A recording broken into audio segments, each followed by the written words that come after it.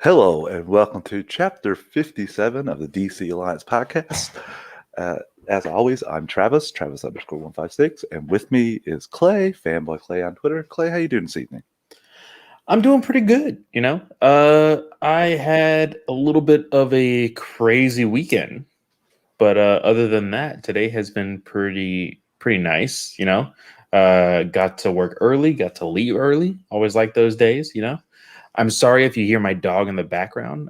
He decided to take a sniff of his like secret cocaine or something. He has not stopped going 100 miles a minute since I got here, which was 4 hours ago. So he's nuts. So I do apologize if you hear him in the background. Um, but yeah, just had a wonderful weekend. You know, going tubing. Uh, that was fun. That's why I actually have a new pair of glasses because I lost mine. Uh, it was down this river that I had never gone down before, and it was my best friend's birthday, and he's like, "Yeah, you know, it'll be fun. It's only $10 for the tube and $10 for the shuttle to get over there." Yes, it is, Joe. It is the best kind. But we went downstream of this river. Tubing is like a really huge thing. I don't know how it is up north. Anybody? But tubing is just a ridiculous, uh, just very stereotypical thing for Southerners, especially in Texas. We have so many rivers in Texas, and it's a little bit annoying. But yeah, we it was supposed to be a small group of like 8 people. It ended up being a group of like 16. We tied like 4 or 5 of us together, like in small groups, and then we had a cooler for every 4 people. Oh, That was nice. that was on its own float or tube, and it was nice and steady. It was very fun, and then all of a sudden, I had my back turned against the water and facing my friends, and all of a sudden, they just like I saw all of their eyes get like really big, and I was like, what's going on? And they're like, you have to move, you have to move, you have to move. And so I was turning around, I saw the rapids, I saw the giant rocks, and I was like, oh crap, okay. So at that point, I attempted to move, but there was, like I said, 5 of us tied together. There was very limited moving that I could do because I was literally tied to people. And so all of a sudden, we got stuck on a rock, and I heard like this guy like kind of yelling, and I was like, "What in the world?" One of our ropes pinned down a guy that was sitting on a rock, and it was pinning him by like the legs. Holy crap. Yeah, and I was freaking out for him. He was kind of freaking out. Everybody was kind of freaking out, and I was like, "The only way this guy is getting out of here is if I get out of my tube." And I'm like, if I get out of this tube, I'm getting hurt. Like like I just have to cover my head and hope that that's the best. Like I don't want to get any, gashes on my face or get any concussion or anything. So I was just like, okay, Don't want to damage the moneymaker. exactly. So I just flipped over, immediately scraped my back. My glasses went flying. Um, because I did like a backflip over the tube, scraped my back, landed on my knee. The rapids were like so rough that it like forced me to like I was skidding on my knee and my elbow for a while. Uh, and then I was tossed around a few times. And then when I finally got up, I couldn't see anything because glasses were gone. They were just like I couldn't even like be like, oh, maybe they're just underwater right here. No, they were at that point. The flow of the river was just way too fast. Uh, I'm surprised I just didn't lose my shoes. Like I was wearing flip flops, so Oh, wow. I'm surprised those stayed on my feet. Uh, but I have a huge gash on my knee. Uh, Underneath my heel, there is a deep cut. I have cuts on my fingers and on my elbow. and a little bit on my back. It's more like a rug burn on my back more than anything, but everything else is like an actual cut. But yeah, they were like, okay, so are we gonna do this again? And I was like, no, we are not. So I made them stop at every shallow area, so that way, by the time we would get back to the parking lot, the shuttles were closed down because I was not going to do that again. Oh wow, I would imagine. Have you done that many times, like tubing? Is that a I haven't gone tubing because of COVID. Probably in about 3 years. Like, I'm pretty sure we were planning on going in 2020. I'm pretty sure. I would have to talk to my wife to remember for me, but it had been a while. And so when my friends said, "Hey, let's go tubing this weekend," I was like ecstatic, fully vaccinated, let's go wild. And it was in a stream that wasn't so crowded, because there's some of these rivers that, like, you literally cannot see the water. It's so crowded. yeah? And those, I hate those. I hate being bumper to bumper on tubes. Oh, okay, we haven't. It's so disgusting. We don't have that. We don't have as many people, but we do have, like, I live on an island, so it's surrounded by water. Yeah. So we do have whitewater rapids and whitewater rafting. Yeah. Some tubing, not much, but majority is like water skiing and wakeboarding and stuff like that. I did tell my friends that it was completely worth it, because I saw somebody on like a raft, like a really thin raft, and they had their dog with a life jacket and like these really cool, like, polarized goggles on their dog. It looked that's cool. awesome. It looked awesome. I was like, okay, it was worth it because of that. Travis Snell says stuff like River Rapids 2. That's the stuff right there. Nothing more satisfying than knocking a bratty 10-year-old out of the water. Well, my only worry was that this guy was gonna like have like the circulation cut from his legs when he was caught between the rock and the rope. I was freaking out for him, and so I was just like, hopefully I live, and then I just backflipped. And, Not all heroes wear capes. It was just a reaction, so I was just like, well, whatever. But then my friends gave me a lot of alcohol to numb the pain, So it's all good, Well, we just had fun. Sounds like an eventful weekend. I don't know if you're ready to talk DC now or not. After all that, you got to be ready to just chill out. Oh my gosh! So I guess we can jump into the first thing then. Well, no, we can't. Before we do that, you got to let me plug network first. Yes, let's go ahead and do that first. Sorry for taking it 9 minutes to tell that story. Jesus, Clay's whitewater rafting story that may or may not make the final edit. It'll make the final edit. We are part of the Geek Ultimate Alliance Network with podcasts 7 days a week, 9 in total. On Mondays is World's Finest True Believers with Chris Belga. Also on Mondays, bi-weekly, is Ranger Alliance with Clay and rotating guest hosts. This month, I'm pretty sure, is Joe, from what I've been listening to. So that is Mondays. On Tuesdays is this show, DC Alliance. On Wednesdays is Superhero Discussions with me. On Thursdays is Katie's Day, basically. Slice of Film with her and a guest, and Star Wars Alliance. On Fridays is Marvel Alliance, and on Saturdays and Sundays is Weird Science Comics, DC, and Marvel Roundup. Mondays, DC Alliance goes live on the Geekverse YouTube channel, and Thursdays, Marvel Alliance goes live on the Geekverse YouTube channel. Both Marvel Alliance and DC Alliance both have their own podcasts feeds now. You can look them up at DC Alliance or Marvel Alliance, but they still stay in the Geek Ultimate Alliance feed as well. We will go back to this very shortly, so bear with me with our own DC Alliance thing. We also have a Patreon, 2 tiers, a $1 tier and a $5 tier. The $1 tier is basically a tip jar. You like what we're doing and you want to help out a little. And the $5 tier is where you get your extras, you get your ad-free episodes, you get your early access to episodes, and get your Patreon exclusive episodes.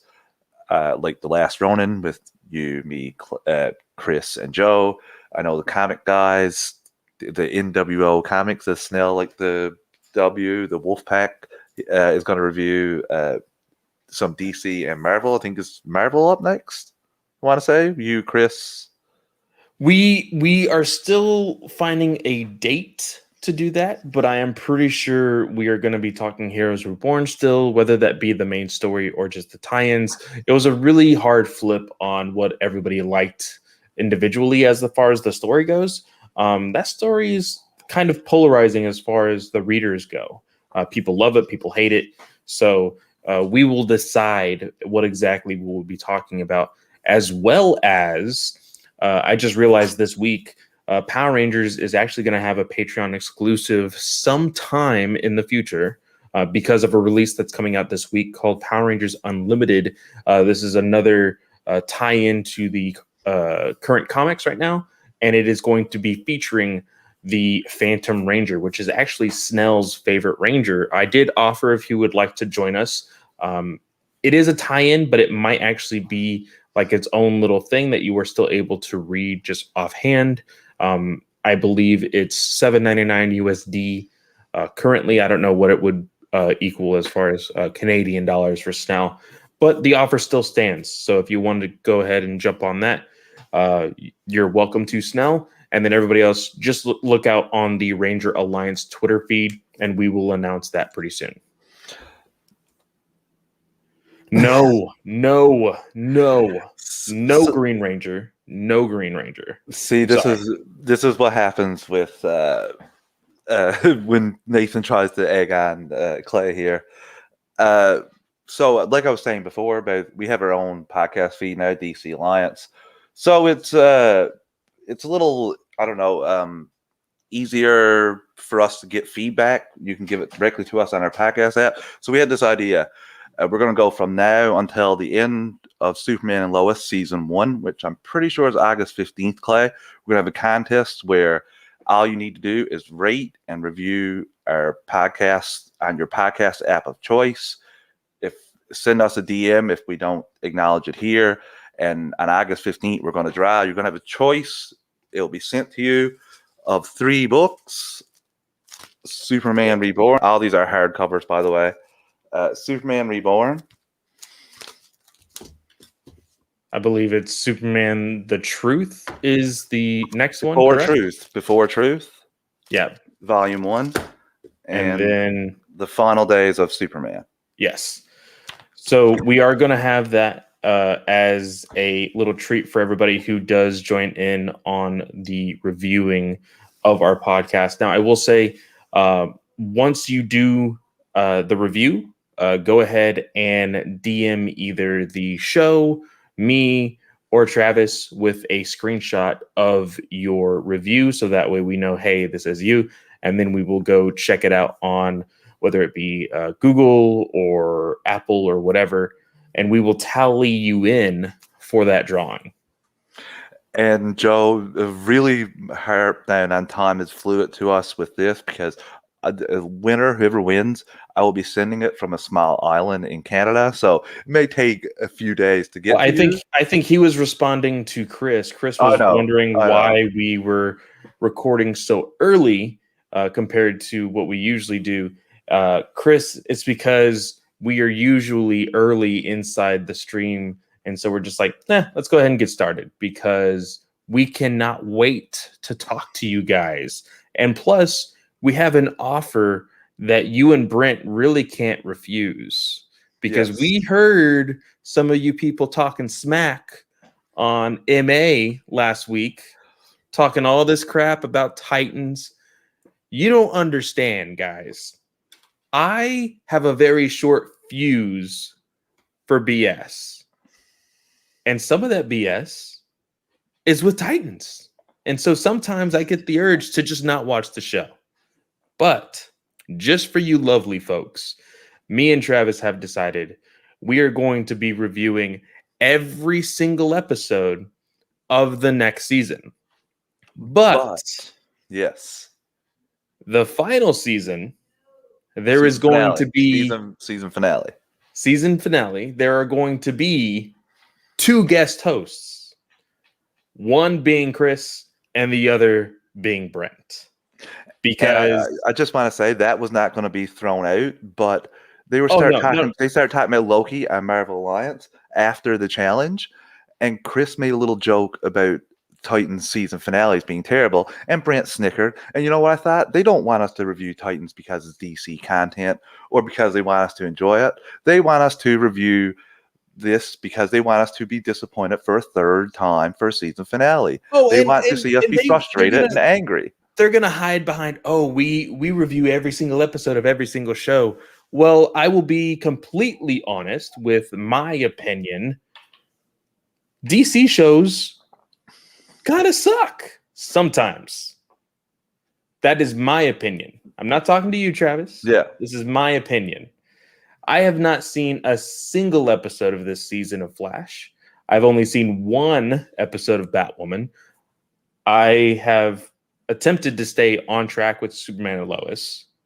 The last good show I have actually watched was Harley Quinn, and that was last year.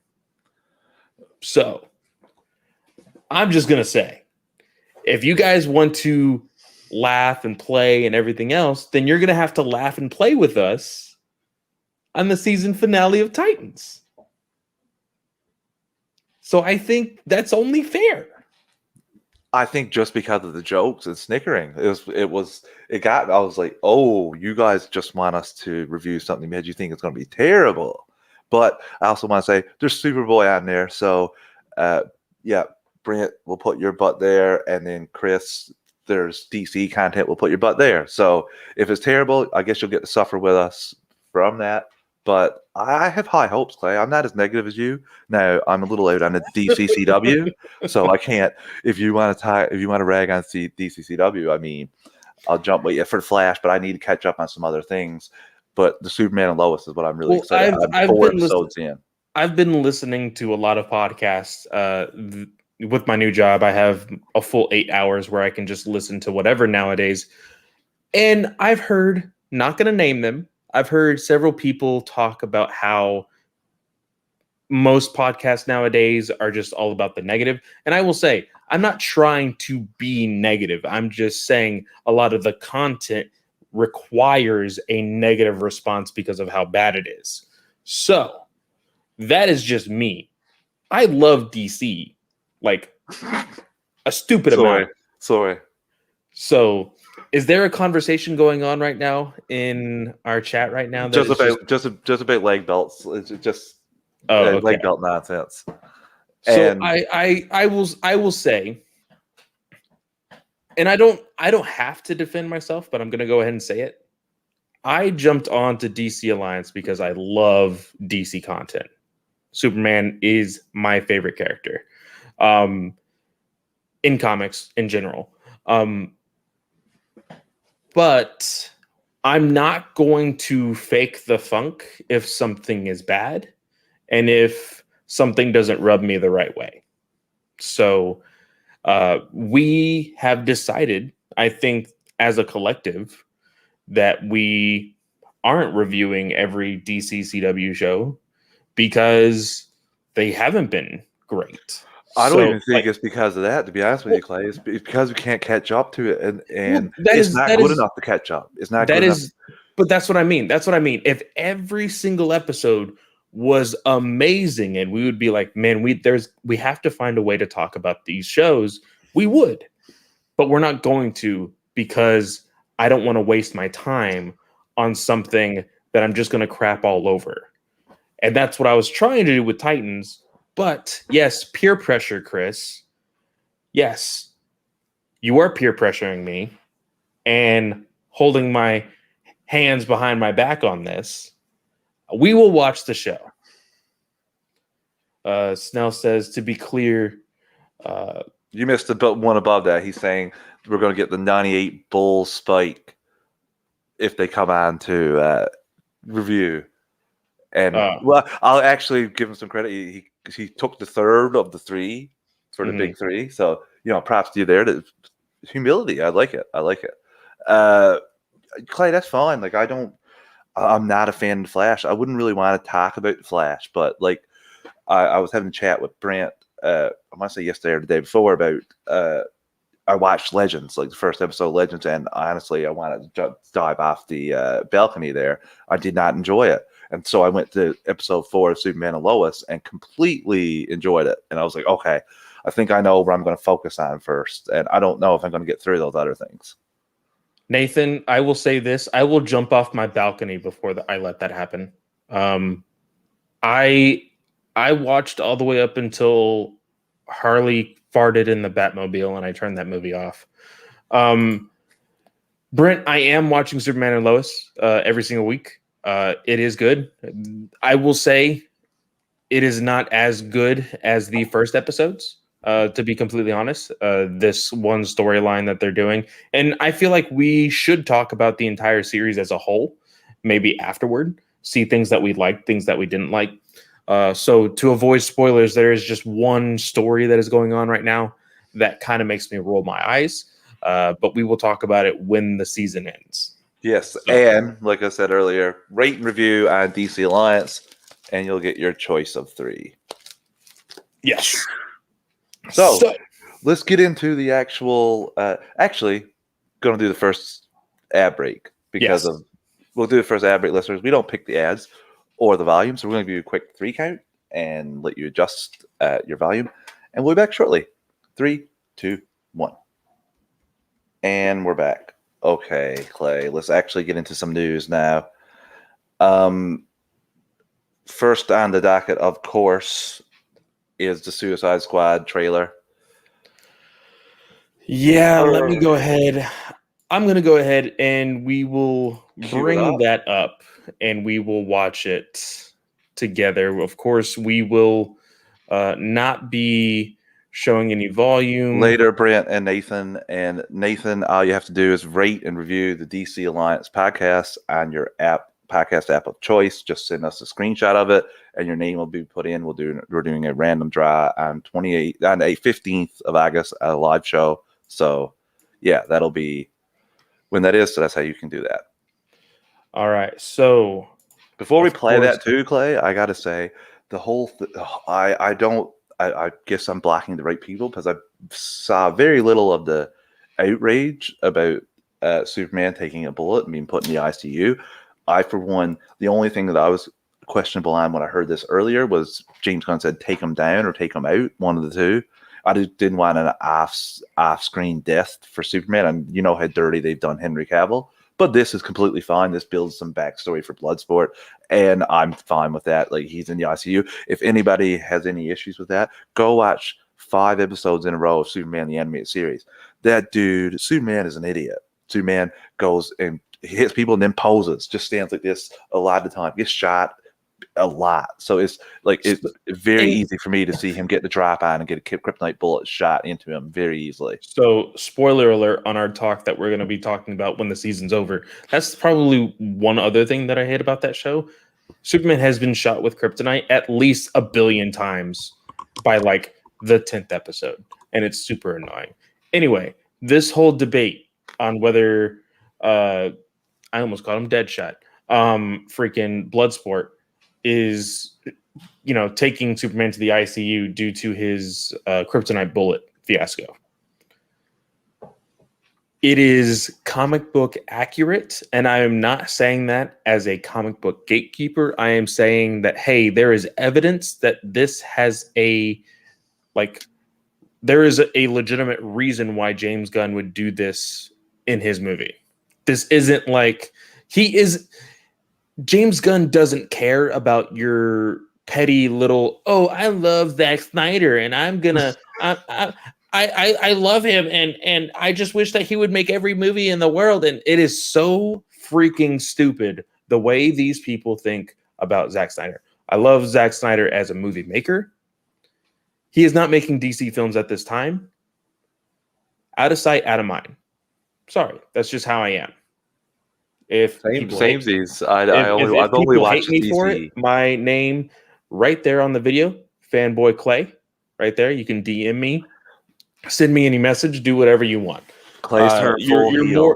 Clay's turn more than welcome to enter the block list. So he sends him to the ICU because he uses his kryptonite bullet, which is the weakness of Superman, and everybody's like, oh, well, it's not that it was kryptonite. It's for the fact that he went to the ICU. Okay. well, what did you want? Did you like? I will say people were saying, oh well, in Public Enemies, Batman like did surgery on him right then and there, and okay, and if Batman wasn't there, what were you gonna do? Oh well, in Justice League War, Martian Manhunter used his tentacles to dig out the bullet. Okay, if Martian Manhunter wasn't there, like, come on, people. It's been 15 years since Superman Returns, and that Superman went to the hospital. Does anybody remember that at all? I don't really think they do. Like, you sing all this praise. Oh, Brandon Routh was a great Superman. Oh my gosh, yeah, he's so awesome. Oh wait, what? He was Superman? Wait, what? He went to the hospital? What is all this about? Stop acting like you're actual Superman fans and just say, "Hey, I don't like anything that is not made from Zack Snyder."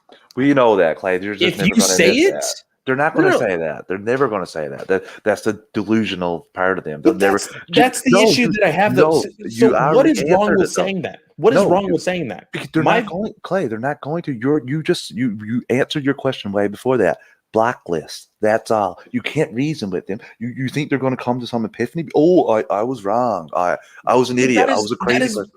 That is my question, though. Okay, so I can say without a doubt in my mind, Superman is better than Batman because that is my opinion, and I will wear that on my sleeves, on my helmet, on my fucking left butt cheek if I want to get a tattoo of it. That is my opinion, and I am proud to say it. These people should be proud to say that they care about a filmmaker that they care about, and instead of hiding underneath this faux pas of, oh, Superman wouldn't do that. Oh, that wouldn't happen. It did. And there's evidence. So what now? Just say that you like this filmmaker and you don't like anything else and go about your own freaking day. They're never going to do that, dude. Never going to do that. It's easier. Like, they're Jesus never going. They're Christ. never. You think they want easy, Clay? They don't have a fight right now. They don't have a thing to fight for. Like, come on, dude. Like, they're dilute. Like, my favorite DC movies are Zack Snyder DC movies. I have more Snyder fans blocked than any other group of fans, even more than the MAGAs. So, I could care less. They're delusional. They're just looking for a fight. I've given up and I don't reply to people anymore. Just enjoy my Twitter. I've barely seen the outrage over this because I don't have, like, I'm pretty sure I shared in the chat. I'm closing in on 1,000 people blocked now. And not to mention that doesn't even include you. The only thing anybody should be probably mildly upset about this film is the lack of, I would say, originality with the Bloodsport backstory. You mean Deadshot 2.0? Yes. Yeah. And that's exactly what we're going to be getting into in this first few seconds of the trailer is his backstory. Is, of course, him learning as the audience that he shot Superman, learns that he has a daughter, and that Waller is using her as leverage against Bloodsport. That is the laziest writing. And I understand, oh, well, they would have had Will Smith if he was available. Okay, well, he wasn't available. So you either take that story out or make an original character. Or change the date to get him available. Exactly. That's what you have to do. No, we just also got to say Viola Davis, every single scene. I will admit, it sounded really weird to me because I just watched this trailer for the very first time, like seconds before we started recording, because I was trying to avoid this trailer so that way I could go in fresh into the movie. But no, all of you idiots out there had to decide, hey, we're going to fight over a nonsense freaking topic of literally less than 2 seconds of this freaking trailer. I almost had you out of it. I almost had you finished it, and it comes right back around to it again. 2 freaking seconds. That's what you guys want to piss about. Jesus. Anyway, the one thing that really like is weird in this scene is Waller has this weird sense of like she has like this resting bitch face, but like there is still some emotion in her voice, so it does not match. Like the tones of her face and her voice don't match all that like she shows emotion in her voice. Like you can definitely tell, but she wants to stay stone cold so that way she can basically say to Bloodsport like you're not going to break me. But That that's is the just who character. Waller is. Yeah, Yeah, that's the that's who character. Waller is. But it just was weird to see that she Slow had. pass for a second, Clay. Pass for a second there. It's King Shark, Weasel. Like we've gotten some. Yes, we get more scenes with some characters here. Um I am not. So I don't know if it was you or Greg. I'm pretty sure it was Greg that was very unsure about the John Cena character. With every trailer that I see, I am more and more unsure about John Cena. There is a scene in particular, where he talks about starfish and buttholes. Yeah, The humor is not getting me, but I feel like that scene as a whole will have more context to where the punchlines might hit, but I'm not entirely sure. Snell says, so if Will Smith returns, what do they do? That is the risk of making them so similar. Would you use both? Separate them? bye You, Idris. Bye you Idris. See you later. Thanks for playing.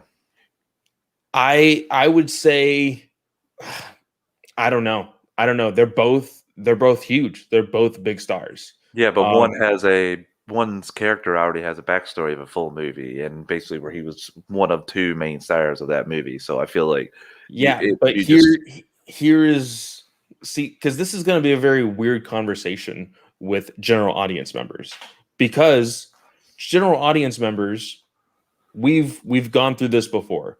They do not care about sequels or trilogies or any of the continuity of films. They say, "Hey, that's a superhero film. Superhero films are really big right now. I'm going to go watch that."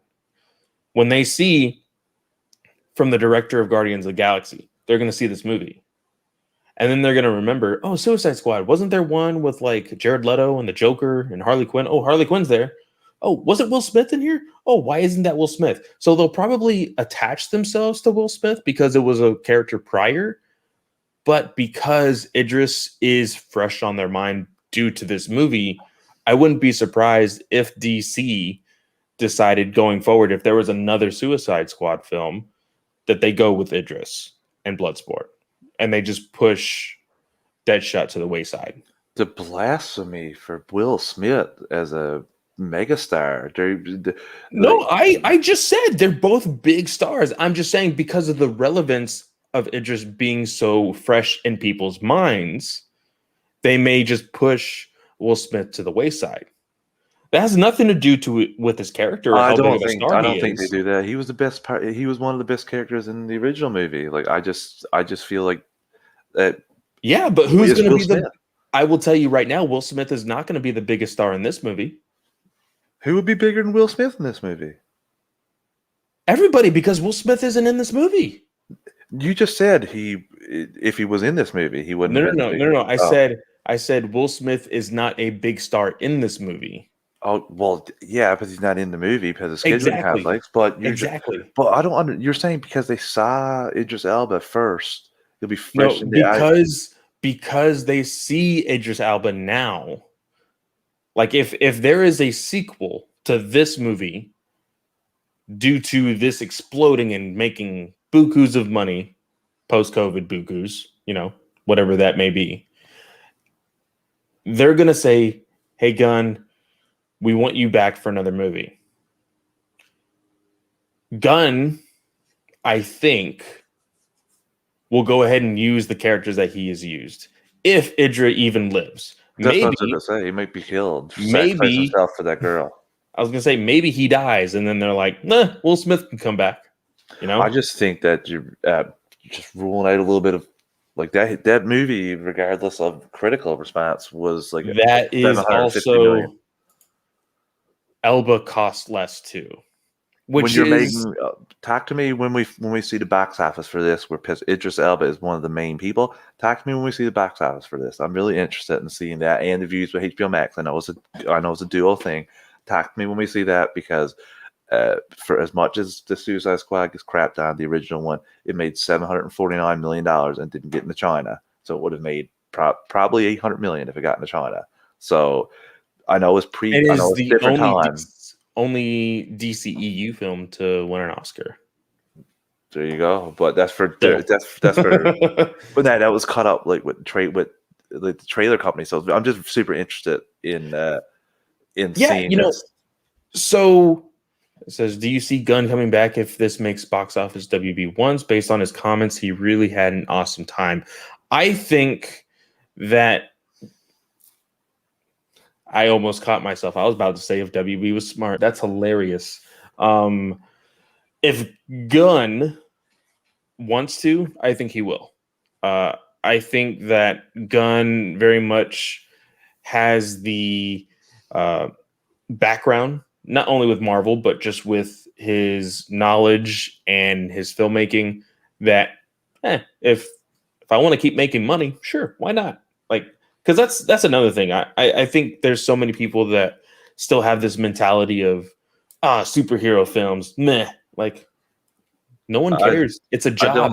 don't think that's nearly the case anymore. When you hear some of these people talk, actors now, they want to get this bag so that they can get maybe multiple movies. Actors, but there's still this stigma of directors not necessarily like wanting a superhero movie.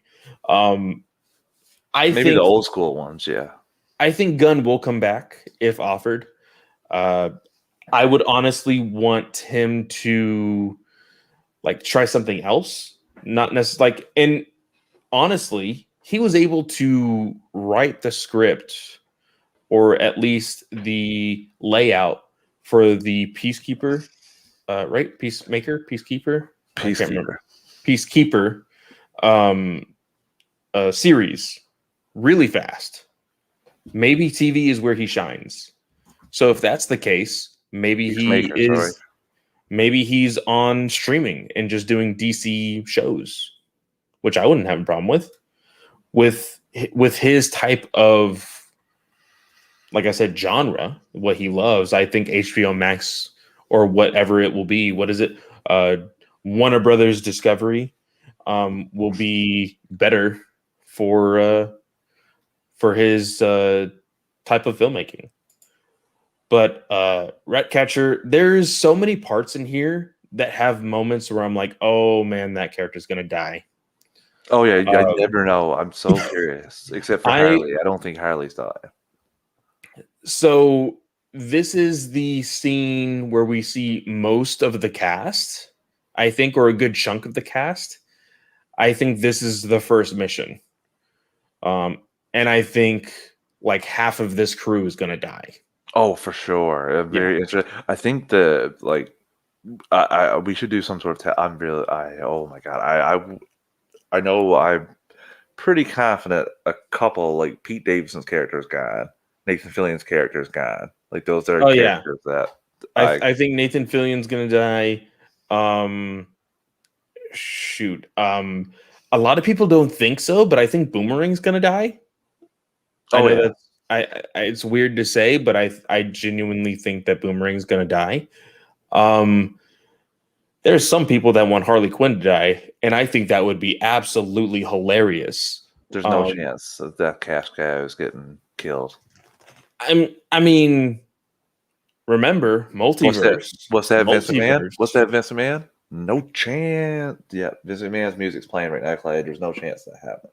Remember, Travis, it's the multiverse. They don't know what that means. It's the multiverse. They've established they don't know what that means. Chris says, "Oh, week before the show, make your Deadpool odds for each character. I'm down.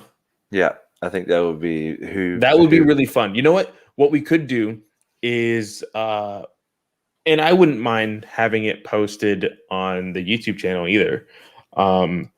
We could just do like a mini episode, not necessarily like a full length, and we could just like throw it out there. But Ooh. if we can put it into the show that week before, let's do it. Yeah, 100%. I like that idea. Another glimpse at what possibly is Starro. We know that is, not a spoiler anymore. No, Here is the Joe. the starfish butthole joke. It's just not landing for me. Again, like I said, maybe it's just out of context, and maybe the entire conversation will help me a little bit more. I think the scene with Harley right here, where you see a whole bunch of flowers behind her, I think that is the scene where Gunn was saying, "Oh, right here also. Hold on, right here where we see Polka Dot Man. He screams, 'I'm a superhero.'" I feel like that is very much a thing you would say right before you die. Oh, Um, he's toast. So I think he's out of the water also. And this, like I said, this moment here, we're gonna see it here in just a second. I think Harley Quinn, because Gunn said that there is a moment with Harley that is like a pure 3 to 6 minute just fight with just Harley. I think this is very much it. I think it's probably going to be my favorite part of the movie, to be completely honest. I am excited to see what Gunn can do with no strings attached, and that's why I'm anticipating this movie. So I really can't wait to see King Shark. We'll see. He is very much the Groot character. Very slow, very I wouldn't say dumb, but yeah, we'll see how it all turns out. Yeah, so I guess we'll move on from this trailer and go into some news that I was not expecting. There's no official press release, just words from Tom Welling's mouth. But apparently, Clay, we're getting a Smallville animated show or movie. I'm not 100% sure yet. Sounds like show. Travis, these guys have been working on this for at least 7 years. At the least. But Mr. Welling has never said anything like that. He's never said it. He's never said it in confidence like this. Yeah. Majority of the time when you hear them talk about it is usually at cons, during the Q&A, and you would always hear Tom say, "Oh yeah, we would love to do an animated series or something." Just very offhanded, what if, so I think you sent this to me. Yes. Very, very early in the morning. And I went ahead and watched it, and I was like, holy crap, it's actually going to happen. If this does, in fact, happen, because there's a part of me that's kind of just hey, maybe he's finally gotten to their door for DC to be like, oh, okay, we'll think about it. Not necessarily hey, it's a go. So I'm still on the fence about it, but I would love for it to happen. If it does, I'm personally going to reread the Smallville comic book. It is on DC Universe. It has 125 issues. It is very hefty. It is actually for me, I was not expecting it to have a season 11 comic, and I absolutely loved the first 12 issues. That's all I've read of it, to be completely honest. Very good. I haven't gotten back to it in so long. I don't think I finished it. I have a couple volumes here. Chris is right too. He said time has come full circle since Rosenbaum got him back in the cons. Yeah, he was didn't want to have anything to do with it. Smallville. Just don't I didn't play that character. Don't typecast me like that. Yeah, if you listen to Rosenbaum's Inside of You podcast, which I actually have a mic stand where Michael Rosenbaum actually signed it. Oh, and cool. He actually said, Clay, thanks for allowing me to be inside you. I got all of these mic stands around me, and I still keep this one right on my desk. But he has talked to Welling several times on that podcast, and Welling has been very, very broad statement saying yeah, it was just a character. So what? Like, and he never wanted to wear the suit, which is why he technically never did. It was all CGI the entire time, especially for spoilers, the very last episode of that show. Yeah. So for him to be willing to do this animated series, again, it's a paycheck. Do it, you know? If it is a series, I hope it's on Max. If it's a movie, like, I don't think it'll get anywhere near a theatrical release. Put it on Max. Like, Yeah, it has to be it has to be a season. It can't be like give me a mini series. Give me one season. If it's good, keep going with it. If not, put it to the back burner. You got so much to pull from with the comics, and you can make other things up yourself. I'm really excited for this, Clay. I've been clamoring for this for a while now. I think this is the perfect avenue for it. And like you said, this is a paycheck for people that during COVID might not have got to work as much. But Rosenbaum is a vet of the DC animated side, so I would expect he'd be able to get this done. So I'm just excited. I don't know who they'll get to voice Batman, or will we even see Batman? Will we see the rest of the league members that he encounters in all the books? So curious about all that. oh, and for everybody who was wondering, yeah, Chloe's not coming back. No, she joined Brother Blood, like I said in our chat, and No, she's made the right decisions. I'm saying you're gonna have a very depressed Green Arrow the very first few episodes. No way, he's gonna be like, "Woo, dodge that bullet." Woo. No, you have to stay in continuity. You have to stay in continuity. Allison Mack's life outside of the show was her life out of the show, and it was a horrible life, I will say that. But like in the show, she was this character that united the heroes. Like, And then she joined Brother Blood's cult, and that's it for her now, Clay. She went to the dark side. No, it was just it was just a very bad timing in marriage. You know, we all know that she joined Despero then. She didn't have much of a choice. So how would we go with that instead of the other way, Brother Blood, where she actually just like, yeah, okay. She's freaking unrecognizable now. She does not look great. No. If you guys want to know her story, go watch.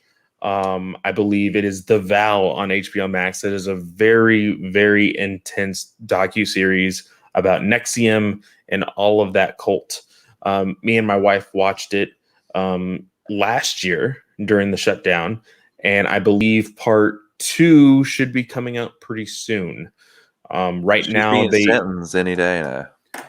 Yes, but I believe she's not going to get a slap on the wrist, but it's not going to be as harsh as the main guy. I forgot. I would hope not. I would hope not. I would be a little bit. She's come out to say like, "Oh, I regret everything." Blah blah blah blah blah. And to me, I'm sorry if you do what you did for 10, 16 years and then only now say something because you got caught. I'm sorry. No. Yeah. You don't regret anything. You regret getting caught. That's what you regret. We're spending a minute and a half more than what Allison Mack deserves talking about her. We were talking about how awesome this Smallville animated show is, and I can't wait. So yeah, it's going to be very, very fun. It's going to be very fun to see who from the original cast comes back, as well as what new faces we might see in the show. So I'm looking forward to it for sure. Okay, so Chris, back on topic. So I guess for our U.S. listeners, Zack Snyder's Justice League is getting a physical release in the U.S. on 9/7, so September 7th. Props to you guys. I have not been able to find anything really for Canada. Maybe a couple things saying July 20th, but nothing concrete. So I will let you guys know on the 20th if that actually happens. But for the American listeners, that's awesome. I will definitely have to just order it from Amazon from America. I'll see if maybe my wife wants to buy it for her birthday.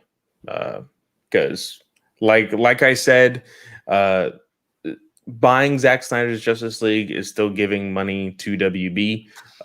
That is very much true. So all those who are very big hypocrites and saying, "Oh, I'm gonna love buying this movie," you're giving movie to the one studio that you are complaining about 100% of the time. Just letting you know. Yeah, that's all I have to say about it. I'm kind of just done. So Well, glad it's coming in. still love the movie, I will have a and I will copy watch it for free on HBO Max. until it But goes off until HBO somebody Max. else buys it for me, I will not buy it digitally. I mean physically or digitally, And- technically. Well, that's your stand, and more props to you. I will be purchasing it immediately when I have a chance to add to my collection. Have the other two movies, so need to have the trio. I probably won't buy there's a rumored like trio box set. Yeah, I probably that is the 3-in-1 movie with Man of Steel, BVS, and Justice League. yeah. So that's pretty cool as well. But Box for set the looks nice. yeah, I was blown away. And I guess our final DC piece of news for today is Aquaman 2 started filming, Clay. Yeah, which was very surprising. I didn't think they were going to start filming so soon. Out of nowhere, yeah. And I'm excited. I didn't expect us to get this. And now, like, we have uh, Black Adam, The Flash, Aquaman, and Shazam all in production right now, in some stage of production. This is pretty cool. They're all filming, actually. Some are pretty close to finishing filming, but 4 DC films coming up next. Yeah, 2 I think years. that I think Black Adam is already like 2 weeks until being done They already. got to come for some pickups. I did see Oh, they did? Pierce Brosnan talk that he in July or something he has to go for a couple weeks for pickups. Okay, okay. So yeah, but yeah, their principal photography. You're right; they're almost finished that. Flashes. They were 25% true through it. I want to say a couple weeks ago. Yeah. The Batman. I'm not even thinking about the Batman as well. The Batman is done filming, so they just need to get some pickups. Like so much DC content coming in pipe. I We can't are wait. going to see so many trailers in October. Come on, Yeah. fandom! I can't wait for that. And I have weekends off, so whew, it's going to be so fun. We'll be taking that weekend off for sure. So yeah, so Aquaman, The Lost Kingdom, love that name. Hope they do focus on that. I'm excited. I don't know anything about the movie really, which is a good thing. I just wonder what they're going to do with Black Manta, and Orm. I don't know. Is Orm going to 100%? Like, is he good now, or is he just biding his time? Is he going to like betray Arthur again? I really don't think that he's just one and done, and he's going to be nice to his brother. Well, it's just going to be a very interesting story because from what we were hearing, like when the movie came out, was that the sequel was going to be some sort of like Aquaman versus like the ocean versus the land, basically. It sounded like, Aquaman was not going to like how land dwellers are treating oceans and things like that, or something like that. Or maybe that was I don't maybe see that was Aquaman like being that character. I see him being the one in between that. Like he knows that they're doing wrong, but he's not going to like go attack the surface. But regardless, that was kind of like what I thought the story was, and the Lost Kingdom doesn't necessarily sound like that's the story that they're gonna tell. So I'm very interested to see how it all plays out. Again, just like we've been saying with other movies, I'm really interested to see how characters have developed from one movie to the other. We ended on the big kiss with Amber Heard's Mira and Aquaman. Is that relationship's going to still go, or like what? So for me, I am interested to see how the Seven Kingdoms are working out, whether they are united or if there's still fractions throughout the oceans. So looking forward to it for sure. Clay, we may get that what you're saying too, because I think they threw a hell of a lot into first Aquaman. I mean, how many different story arcs did they pull from? For That is true. One? That is true. Could very well get a piece of that as well. So I'm changed my mind after the first one. When you make the first one and it's a hit and I'm all for it, you get my I have confidence. I fully believe that you're going to make another great movie. So I'm super looking forward to it. I can't wait till we get something. Do you think we will get anything from Aquaman for fandom? You think we'll get some sort of because that one takes a hell of a lot. That one takes a hell of a lot of visual effects. So if there's anything, what they might do is they might do exactly what Suicide Squad did and not show any footage, but they'll have a behind the scenes reel. Because I think a lot of people were really impressed by Gunn's behind the scenes video more so than like other trailers. So I would be okay with just seeing that, seeing how everything's developing, maybe see like just random set pieces where it's like, holy crap, where are they going to be now, kind of thing. I think we'll see at least that much. At the most, gosh, maybe like a 35%, like a 35-second trailer. Nothing more than that. Like just a Yeah, tease. I believe that that's probably furthest we're gonna get is like maybe Aquaman swimming up to something and coming up and landing in his full suit. Uh, but yeah, I don't think it's hard because, like I said, visual effects for that is crazy. So I Oh, don't and see much. also I heard Brent and Ray talking about like the whole thing about how the Muschietti said that 25% of the filming is done and that we shouldn't be expecting too much of a trailer because of the VFX. You can show a trailer for that Flash movie without any VFX because 99.9% of the people that are going to see that movie are going to see Batman, not Flash. Like, and Batman doesn't need any I visual don't think I effects. don't know if the like most of the general audience right now knows about Batman, but probably after first trailer they will. Like most people don't keep up with the day to day thing of Michael Keaton's like filming for this Flash movie as Bat. They'll just see a trailer and be like, oh my god, Michael Keaton's back, and that'll be the thing. So I feel like I don't know. I that's the smarter way to go. Play the story trailer, like that. Don't focus so much on VFX. You can talk about these other characters, but I don't know how the guy who's working on the VFX for Flash done the VFX for Flash in both BVS and Justice League. Mhm. So I don't see how they don't get something. I feel like they will. I was more concerned with, like I said, seeing anything from Aquaman. I feel like Flash is a given, Yeah. and I just can't. So many movies coming up. Just got to get through this year. We only have one. Just get through this year, and we'll be fine. Yeah, I'm excited for it. But before we jump into listener questions and of course our comics corner for the night, which will end the night, let's go ahead and jump into our second ad break. Of course, go ahead and turn down that volume just in case they're a little loud, and we will be back in 3, 2, 1. And we are back. So we actually got a like shotgun fire of questions all at once, randomly, right before we started recording. Yeah, Let's go with our. You did tell me beforehand, before like an hour or two before, when like after you put it out for a while, that is slim pickings today. We might not get any questions. And I was working, and then I come home, and you're like, "Oh, we have 5 questions." I was like, "What?" Yeah, I So will say the network came in clutch this week. Brent is for our first question here. It says, anything particular you're hoping to see when reviewing Titans? That is the Crow, first question. Crowbar, Joker killing Red Hood. Please don't be something of, they won't hang out with me or they don't take me seriously, so I'm going to become Red Hood.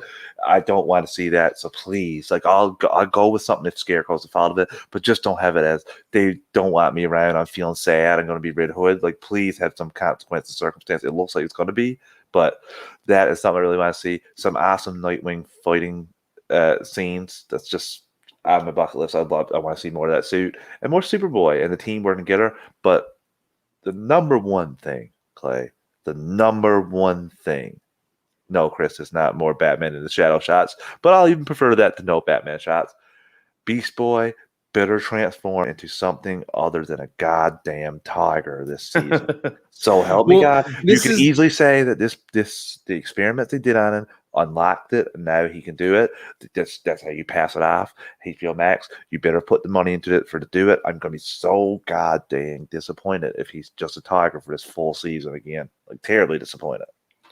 yeah, it's going to be a lot of regurgitating of what we were talking about when we saw the trailer. So what I will say is I am hoping for a time jump. And the reason why I say this is because in comics, when Jason died, the Death in the Family issue came out in 1988, December of 1988.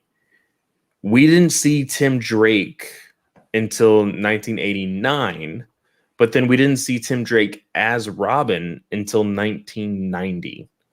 So I think there needs to be some sort of time jump to show the progression of us actually seeing Tim Drake as Robin. Because and we may not even see Tim Drake as Robin this season, but he is appearing. So I need there to be some sort of space and not them just being like, okay, well, Jason was murdered. The very next day we meet Tim. The very next day he's Red Hood. And the very next day, okay, now you're Robin. Like, you're missing one other scene. It's Bruce Wayne is there in his room, all sad, and Alfred comes in. Master Bruce, would you like to go pick a new boy to I get found over a the new old child. one? Yeah, to get I over found the a new old one. child for you. Like if you lose Exactly. your dog, here's a puppy. Here's another dog. Yeah, there needs to be some sort of progression of time to make this story actually fit and make sense. I think that is key to really making this whole Red Hood story believable.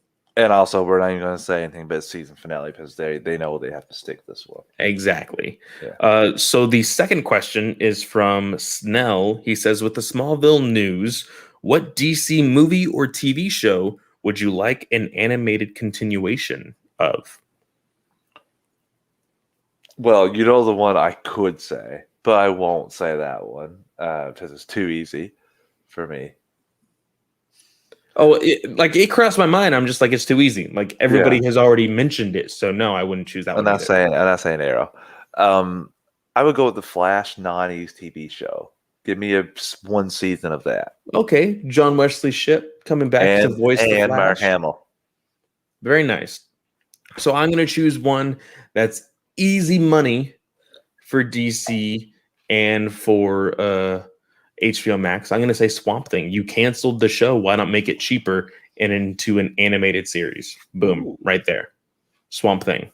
And it can still keep the same movies too. Like you got movies, got comic book movies made when comic book movies didn't get made. So it's been with the general audience for longer than people think. Yeah. So the third question, third and fourth question, we have two questions from Tony.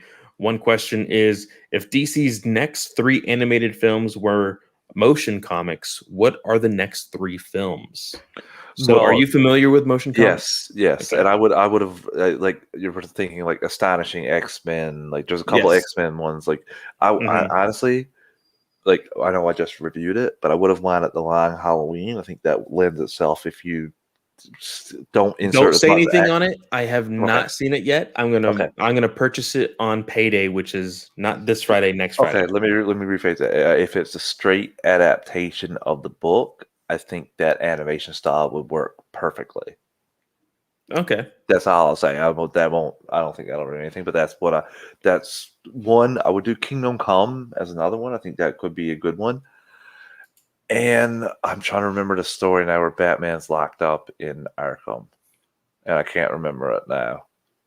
Locked up in Arkham? Yeah. I'm trying to remember the story now. I have it over there too. I have the book over there, and I can't remember it. So I can't remember either. I guess we'll go with instead of that, I probably would go with Watchmen. Probably would put Watchmen in that form. Okay. The original, the OG. Yeah. I would have chosen Green Lantern Earth 1 Volume 1, which is a very amazing book. If you haven't read it yet, Travis, I would highly recommend it. It's a very the movie Alien. Now picture that grim story, but put Green Lantern into it. So Green Lantern Earth 1 Volume 1 is my first pick. Batman Black Mirror is my second pick. That is the Batman story where Dick Grayson is still Batman. really, really great book. And then my third is Elseworlds Finest, which is a story where Wonder Woman actually raised Supergirl, and Batwoman Batgirl is the vigilante of Gotham. And the love of Supergirl's life is then, I think it was kidnapped by the Joker, I think. And then, yes, Scott Snyder on Black Mirror was amazing. And actually, a little Easter egg for, I believe it was The Batman Who Laughs. If you read that original, it was a 6-issue miniseries. If you read that story, and if you look at Black Mirror, the first issue's 3 pages are almost the exact same, panel for panel. Same creative teams on both. So I thought that was really, really cool. But yeah, Elseworlds Finest would be my last pick for that one. Just had to throw a random Elseworlds out there. I haven't read an Elseworlds in a while, but I remember that one. It was really, really fun. I feel like less action and more character discussion is where, and character interaction is where that animation style like flourishes. Yeah. Just from thinking back to the X-Men shows that I watched. Mm-hmm. So Tony's second question is, what DC character that we've seen in a show or movie in the past 3 years should get a 6-issue miniseries? So I had to look this up. That is back in 2018. So when looking at the movies from 2018 forward, that is Birds of Prey. Does it have to be a movie? Can it be a TV show? TV show or movie? Yeah. Okay. So it's Wonder Woman 1984, Birds of Prey, Aquaman is in there. I got mine already. Shazam and Zack Snyder's Justice League. Travis, what is yours? Batwing from Batwoman. Okay. I would do a 6-issue miniseries of Batwing to get the readers more into it. That version for Batwoman, maybe draw some people in, say, hey, we have Batwing, come look. So that's probably what I would do. Very nice. I was going to choose, or I did choose, Huntress from both Arrow and from Birds of Prey. We saw her twice within the last, from the last 3 years, it would just be Birds of Prey. Yeah. But I would actually choose it to be a Black Label miniseries. 6 issues is a little darker. Her backstory is very, very dark. And so I don't think there should be any parental advisory hiding that. So just go all in with a very dark and grim story on her survival of, her family being gunned down. And I think it would be a great story. Our last story, or our last question, I will say, is from Chris. Chris had me stumped. I took a while to get this question. This is not good for me. This was a very, very hard one for me. I went through like 6 different characters, even plotting out like what the story arc would be, just wasn't fitting for the characters that I wanted. But I finally was able to get them. His question is, let me actually look it up verbatim because it was a very, very good question. So pick 2 DC characters. One could be a team. It could be a hero or a villain. Which one gets a live action show and which one gets an animated series? What is the story arc that first season is based on? So, like I said, Can you repeat the question one more time, sir? So, pick 2 DC characters. It can be a hero or a villain, or it can even be a team like a Justice League or World's Finest or Brave and the Bold, whatever. Which one of the 2 gets a live action, and which one gets an animated series? And what is the story of the first season of each of those? Ooh. Yeah. It is a very long-winded question. I have mine finally, but it took me my entire dinner thinking in my head. Hit me that with I yours because I think I have an idea, but I want to hear. Okay. So I will be completely honest. My very first pick that I actually scrapped was a Black Canary live action series. She was going to be a Rockstar road trip story. I didn't like it, so I scrapped it. That's not one of my choices. My animated series, I will go with that one first, is Blue and Gold, Booster Gold and Blue Beetle, a time travel adventure story. Chris says, I try to set up a notch uh, for you, Try to all my step it up a brothers. notch. Yeah. Yeah. So the animated series would be Blue and Gold. It would be a time travel adventure, and it would be because like the whole point of the story is something happens in the future that uh, that basically uh, makes it to where uh, the Justice League was no more, that they never joined. So the two buddies, Blue Beetle and Booster Gold, have to go through a time travel experience to form the Justice League. And they have to go through each, basically, think of hilariously Teen Titans Go and how they had to recreate the murder of Bruce Wayne's parents, but not necessarily so dark, and just have fun with it. Have fun with Booster Gold and Blue Beetle having a time travel, just adventure. I think that would be really fun for a season one. It could develop into something more, or it can be a limited series. It really doesn't matter.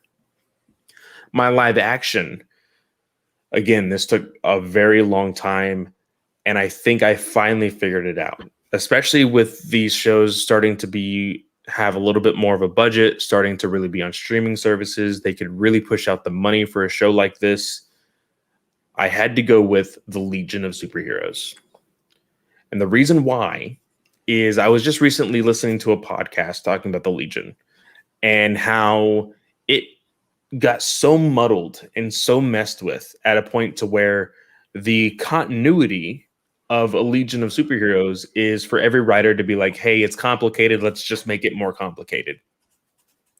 And it wasn't like that when the Legion first was created.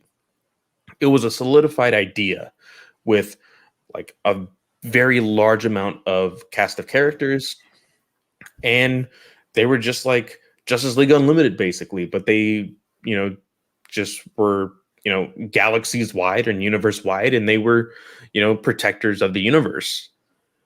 This, I think, to solidify a canon or like pretty much show the general audience and even comic book, because the Legion of Superheroes is almost like the Eternals in Marvel, and the fact that like, hey, it's complicated, just take it as it is, really. People say, oh, I'm a really big fan of Eternals. Well, they probably just have read maybe one or two issues. They're like, hey, I like these characters, which is not wrong. I'm not saying that that is the wrong way to go about it. I've always wanted to get into Legion, but I've always been deterred because so many people have said, oh, it's just a very complicated mess. You don't want to get into it. And I see these characters and I'm like, well, I like the look of those characters. Those characters sound cool. Like I've always liked the idea of Mon-El, but I've never been able to get into that character because so many people have deterred me away from that character with the Legion. Same thing with like, what's his name? The Wolf character. I just saw he had a mini series on the DC Universe app, and I was like, oh, cool. Maybe I'll like. I think it's only like 4 issues or so, but I think the Legion of Superheroes would just be a very fun like aesthetic, almost like a Star Trek Discovery, almost. Okay. Yeah. So that's how I would see it. Okay. I think I have mine now. For my animated movie, I would probably do Batman and the Outsiders. I would try to set it up some way that Batman has to leave Justice League. We get tastes of it in Young Justice, but more so got to operate in the shadows, figure out a way to ultimately, whatever mystery it is, has to bring it to light. And even people like Superman and Wonder Woman are against him and don't think that what he's doing is right. So that's kind of the way that I was focused on with that one. For live action, I'm glad you stuck away from Black Canary because I wanted to do a Green Arrow and Black Canary team up. Nice. But take it more so in the inspiration of the Justice League Unlimited two-parter that they were involved in, where they were protecting this crime drug lord and maybe sprinkling some Wildcat thing. Basically, the four episodes we got of the two of them, mix that together and throw that in for live action for me, and I am sold on that. And I want Onomatopoeia to be the villain. I want them to figure out a way to use him. I want to see him in live action, Clay. That's one of my biggest regrets from Arrow. No. Yes. He is such a ridiculous character. He was just recently in, I believe, Catwoman's. Was it Catwoman? I think it was Catwoman Future State back in February. And he's just ridiculous and really overpowered for some reason. I don't know why. But very interesting. Very, very interesting. I wanted to do something with Green Arrow, but we got a good solid 8 years of Green Arrow. I think he can be on the back burner for a little while.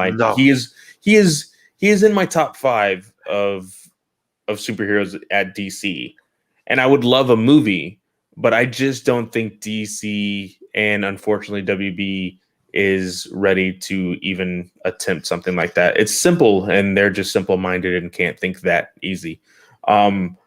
But let's go ahead and jump into Nightwing, The New Order, issue number 2. Yes. This book is amazeballs. Is amazeballs. So good. I have not read this before, so I could not be more excited. And this issue is great. The ending really punches you right in the gut, but from the conversations we had in the first issue, you can kind of see how we ended up here. Oh, yeah. Chris, thank you so much for the brain buster of a question. And we will see you later tonight. And enjoy your vacation. I don't know why you're sitting here listening to the podcast. You need to go do some night drinking with all those Iceman, Val Kilmer lookalikes. Yeah. But Nightwing, The New Order number 2. This is such a great series. There's something that happens in this issue that when it first, because I was getting this book as it was coming out. When that happened, my jaw dropped, and it made the story that much more interesting. What that is, and we will get to it here in just a second. Of course, this book is written by Kyle Higgins. I think the art is all the credits is in the back of the issue, so we'll get to it when we get to it. We start off with this monologue. Of course, this is Nightwing's son that is talking. We see this overview of what exactly, not necessarily what happened in Metropolis, but just like, hey, there was a big battle in Metropolis that went down. And for 3 days. For 3 days. For 3 days. And on the 4th day, that is when Nightwing got rid of powers, got rid of superheroes as a whole, which is a crazy idea to think of. The way it just engulfs the entire globe. I'm very curious as to like what happened, you know?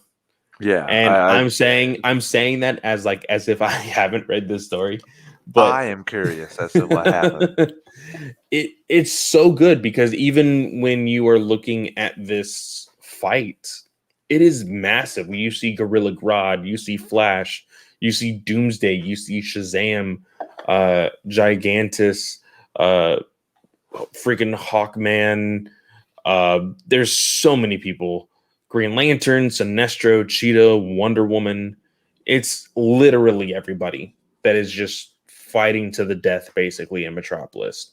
Eventually, Nightwing used some sort of device to get rid of 99 or 90% of Earth's powers, including Starfire's, which we learned would be the mother of this son. We quickly find out that Nightwing, Dick Grayson, got into the limelight after this. He was a character that he was an individual that everybody just immediately swarmed to because he was able to get rid of powers. The president held a parade for him. They built a statue of him. He was almost assassinated. There were so many things that happened in this, span of a few years that really made this whole thing just I feel like go out of hand. Because for Dick Grayson, yes, he has a good head on his shoulders, but as we are seeing, especially in this issue, he does not have everything under control. And I think for this reiteration of Dick Grayson is that he is somebody who is in control as of right now in the Gotham PD. He's the chief. He seems to have everybody in line, but when the tables are turned, man, does it get ugly. Because we see that I believe it's Jake, right? That's the son's name. Jake has had powers for a full year, or maybe even more than that, and he has never told Dick Grayson. We get a cameo of Mr. Terrific here with his T-spheres doing some analysis and test on Jake. And we learn that the inhibitors, the medicine that basically subdues powers, does not work on Jake. He is immune to them. Crazy. In some sort of capacity. We don't know why, but that scares Dick Grayson because, again, it's just something that he is not able to control.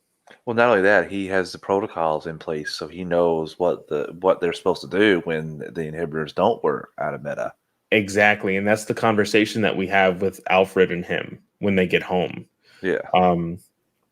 And we very much see that Alfred is on this side that, and we saw this a little bit in the last issue, that he doesn't agree with everything that happened. And I almost have to say, I don't think Bruce would have agreed either. Well, I think Bruce is dead, but I mean, maybe he's in stasis. I don't know for sure. It sounds like he's dead. I need to see that to know that for sure. Yes, because we all know in comics and in comic book shows and movies, without a body. But obviously, maybe Bruce dying is what set Nightwing off to do this. Maybe something happens. That's what. But I'm also curious: is Superman in stasis? Is Starfire in stasis? How many of these? Yes, because Dick Grayson does state that, if this medicine doesn't work on individuals, then those individuals are put on stasis until they can figure out something to help those individuals. And then Alfred said, well, you and I both know how many of those individuals actually get out of stasis. Yeah. And he actually, Dick Grayson gives him a look are you kidding me? Don't ask that question now. That's not helping. So we get this interaction with Jake and Alfred, and it's really weird how Nightwing and Dick Grayson is raising Jake in this world of how powers are seen as something very bad and very evil. If you look at Jake's room, though, it is covered in superhero memorabilia. You see the statue of Superman. We have seen all over his room is old superhero stuff. So I'm very confused as of how he was being raised and how he's supposed to be thinking about these powers, because he was fearful of hey, if I would have told you about these powers, you would have, you would have thought I was a bad person. He mentions that too. And then the Nightwing is completely devastated because of that. Yeah. And he's talking to Alfred and he's like, okay, well, what happened? What happened between you and my dad? Why are y'all acting like this? And Alfred is saying we have a difference of opinion, but we know that we both love you and we will always be here for you. Which, man, that statement hurts. Especially what's going to happen soon enough, which is terrible. Yeah. So we see that the Crusade is actually storming up on Dick Grayson's house. An alarm goes off. They burst in, and they immediately go after Jake, and they're trying to apprehend Dick Grayson as well. Everybody's like, "Hey, you've had a concussion. Just calm down." Dick hears Jake scream, and he immediately goes into Nightwing mode. He does a flip. He freaking goes on the stairs, and he runs up. Well, one of the officers that we were introduced to in the first issue is actually holding Alfred at gunpoint. Alfred has a bat, and I have to a little against Alfred here. The thing is, the way Alfred is acting right here is 100% the Alfred that we all know and love. Yeah. This is the Alfred that will, if that was Dick Grayson instead of Jake, if we were to go back in time, he would do the exact same thing. Do the exact same thing. And so this individual tells him to drop the bat, and he says, "I'm sorry, Master Richard, but too many people standing down is how we got here in the first place." He raises the bat, and he goes forward, and he is immediately shot in the chest. Everybody yells, and Jake starts to get very, very angry. We start to see his powers radiate, and they immediately knock him out. This is not happy. Dick Grayson is not happy whatsoever, but he is knocked out as well. And that is the end. They are taking him into custody. Now, I will say there was a name that was dropped in here, but only the first name. Do you know who it is? They said Kate. Oh, Kate Kane. Yes. Yeah. She will be introduced next issue because the next issue features Red Robin, Nightwing, and Batwoman on the cover. I am so glad that this book was chosen for the Comics Corner. It's a book that I love going back to. This is an Elseworld story that, for me, opened my eyes to like how great Elseworld stories can be, and I've always enjoyed them. I enjoyed Superman Red Sun, Superman 100 Bullets, or is it Batman? I think it's Superman 100 Bullets. But they're great. I absolutely love them, and I love Kyle Higgins as a story writer. Absolutely amazing. But with that is the show. That is it. That we will call it a week there. Smooth 90 minutes, my friend. Smooth 90 minutes. Yes. But of course, where can they find you, Travis? You can find me on Twitter at Travis_156. Just drop me a line. We can chat about DC anytime, pretty much anything like that. Doing superhero discussions, recording a new episode tomorrow. Joe from Comic Book Rundown is joining me, and we're discussing the first 4 seasons of Rick and Morty. And also, bonus listeners, there's going to be 2 episodes dropping on Wednesday, because we're going to cover the first 2 episodes of Rick and Morty as well for season 5. So look for that on the drop in a couple days. And as always, thanks for supporting the shows and the network. Thanks. And of course, you can always find me at FanboyClay on Twitter. You can. Did you say the Twitter handle for the DC show? I just say DC. Did you say it? No. DC Alliance. I think recently it has been changed. Yeah. So I just want to make sure. DC Alliance GUA. Yes, DC Alliance GUA. Send us a message there. We'll talk DC, movies, TV, comics, whatever. Just hit us there. Of course, in my bio at Fanboy Clay, you can find the links to all of my shows, including this one, Batman News Weekly, Comic Book Legion Podcast, Weird Science Marvel, Weird Science DC, and Ranger Alliance. So with that, guys, thank you so much for listening. Don't forget about the drawing for the Superman comics. Rate and review us. We will pick a winner in August, and we will see you guys next week. Later, everyone. See ya.